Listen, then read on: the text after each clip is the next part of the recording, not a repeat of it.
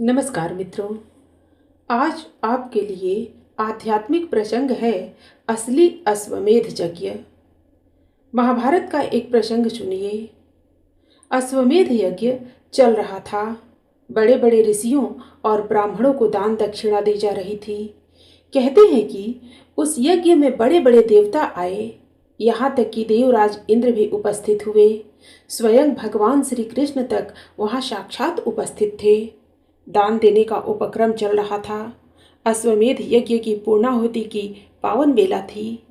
इतने में ही सबने देखा कि एक गिलहरी उस यज्ञ मंडप पर पहुंची और अपने शरीर को लोट-पोट यानी उलट पलट करने लगी।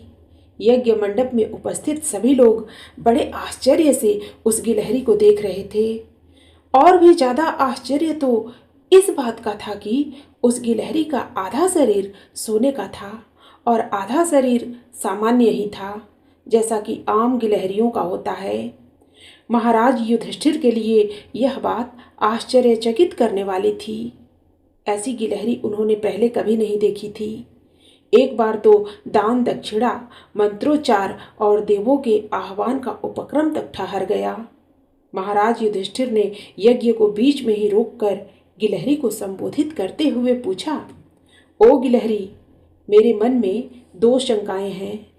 पहली शंका तो यह है कि तुम्हारा आधा शरीर सोने का कैसे हुआ, और दूसरी शंका यह है कि तुम यहाँ यज्ञ मंडप में आकर अपने शरीर को लोट-पोट क्यों कर रही हो। गिलहरी ने युधिष्ठिर की तरफ मधुर मुस्कान के साथ कहा, महाराज युधिष्ठिर जी, आपका प्रश्न बहुत सार्थक है। बात दरअसल यह है कि आपके इसी यज्ञ स्थल से कोई 10 कोस दूर एक गरीब लकड़हारे का परिवार 3 दिन से भूखा था। उस लकड़हारे ने जैसे तैसे करके रोटियों का इंतजाम किया। रात की बेला हो चुकी थी। पूरा परिवार भूख से बेहाल था। लेकिन जैसे ही वे खाना खाने बैठे तो देखा कि उस घर के दरवाजे पर एक भिक्षुक भूखा खड़ा था और खाने के लिए मांग रहा था। लकड़हारे ने अपनी पत्नी से कहा कि तुम लोग भोजन कर लो और मेरे हिस्से की जो रोटी है वह इस भिक्षुक को दे दो। वह भूखा भिक्षुक रोटी खाने लगा और रोटी खाते खाते उसने कहा कि मैं अभी भी भूखा हूँ, मेरा पेट नहीं भरा है। तब लकड़हारे की पत्नी ने कहा कि मेरे हिस्से की रोटी भी इन्हें दे दो। लकड़हारे के पत्नी की रोटी भी उसे दे दी गई, मगर वह फिर भी भूखा ही रहा। बच्चों ने भी अपनी अपनी रोटियां दे दी। लकड़हारे के परिवार ने अपने मन को समझाया कि हम 3 दिन से भूखे हैं और एक दिन भूखे रह लेंगे तो क्या फर्क पड़ेगा। हमारे द्वार पर आया कोई भिक्षुक भूखा नहीं लौटना चाहिए। भूखे ने रोटियां खाईं, पानी पिया और चल दिया। गिलहरी ने आगे का वृतांत बताया कि उस भूखे व्यक्ति के भोजन करने के बाद मैं उस रास्ते से गुजरी।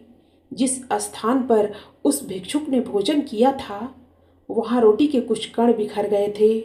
मैं उन कणों के ऊपर से गुजरी तो मुझे यह देखकर आश्चर्य हुआ कि जहाँ जहाँ मेरे शरीर पर वे कण लगे थे वह सोने का हो गया।